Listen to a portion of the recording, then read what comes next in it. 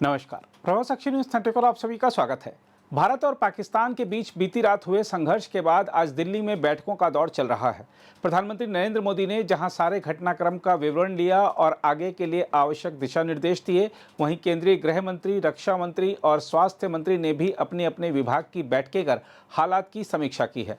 जहां तक गृह मंत्रालय की बैठक की बात है तो आपको बता दें कि भारत और पाकिस्तान के बीच सैन्य संघर्ष के मद्देनजर गृह मंत्री अमित शाह ने पाकिस्तान के साथ लगती भारत की सीमा और देश के हवाई अड्डों पर मौजूदा स्थिति की आज समीक्षा की। सूत्रों ने बताया है कि अमित शाह ने भारत और पाकिस्तान की सीमा पर सुरक्षा संबंधी स्थिति की समीक्षा करने के अलावा देश भर के हवाई अड्डों पर सुरक्षा बढ़ाने के लिए उठाए गए कदमों का भी जायजा लिया। हम आपको बता दें कि सीमा सुरक्षा बल भारत पाकिस्तान सीमा की सुरक्षा करता है तथा केंद्रीय औद्योगिक सुरक्षा बल यानी CISF देश के हवाई अड्डों, मेट्रो नेटवर्क और अन्य महत्वपूर्ण प्रतिष्ठानों की सुरक्षा का जिम्मा संभालता है। अमित शाह के साथ बैठक में केंद्रीय गृह सचिव गोविंद मोहन, खुफिया ब्यूरो के निदेशक तपन डेका और BSF, CISF तथा नागरिक उड्डयन सुरक्षा ब्यूरो के महानिदेशक शामिल हुए। इस बीच BSF ने कहा है कि उसने जम्मू में भारत पाकिस्तान अंतर्राष्ट्रीय सीमा के पार से घुसपैठ की कोशिश कर रहे 7 आतंकवादियों को मार गिराया और पाकिस्तान रेंजर्स की एक चौकी को भी नष्ट कर दिया है।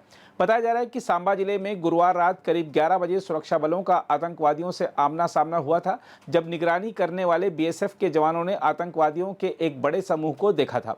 BSF के एक प्रवक्ता ने कहा कि घुसपैठ की कोशिश को पाकिस्तान रेंजर्स की ढांढर चौकी का समर्थन था, जिनकी गोलीबारी की आड़ में आतंकवादी घुसपैठ करना चाहते थे।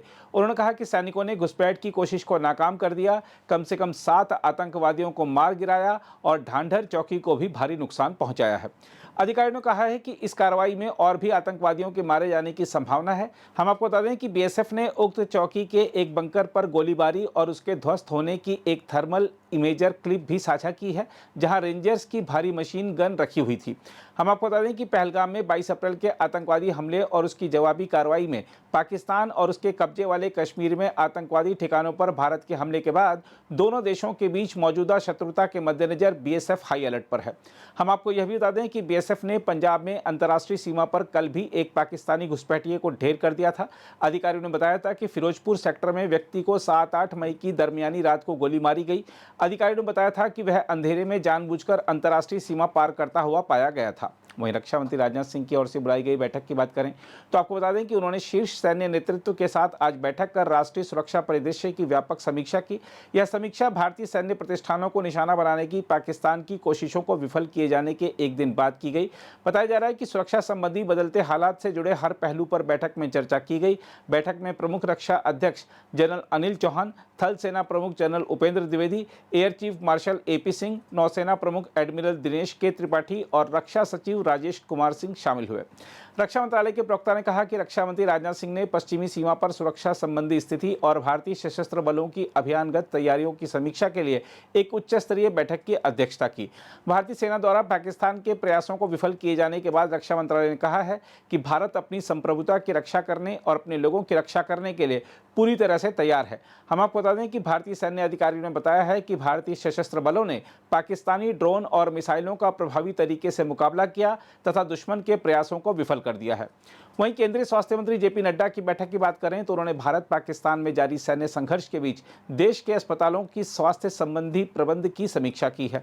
बैठक के दौरान स्वास्थ्य मंत्रालय के वरिष्ठ अधिकारियों ने उन्हें स्वास्थ्य व्यवस्था से संबंधित तैयारियों के बारे में जानकारी दी और बताया कि नियंत्रण केंद्र से पूरी निगरानी की जा रही है। सूत्रों ने कहा है कि नड्डा और उनकी टीम ने देश भर के अस्पतालों और स्वास्थ्य केंद्रों की तैयारी का आकलन किया। हम आपको यह भी बता दें कि ऑपरेशन सिंदूर के मद्देनजर प्रधानमंत्री नरेंद्र मोदी ने गुरुवार को विभिन्न मंत्रालयों के सचिवों के साथ एक उच्च स्तरीय बैठक की अध्यक्षता की थी और राष्ट्रीय सुरक्षा व परिचालन तैयारियों के लिए सरकार की प्रतिबद्धता की पुष्टि करते हुए निरंतर सतर्कता और स्पष्ट संचार बनाए रखने का आह्वान किया था। अगर आप भी लेना चाहते हैं देश दुनिया की तमाम जानकारी तो आज ही सब्सक्राइब करें हमारे चैनल को।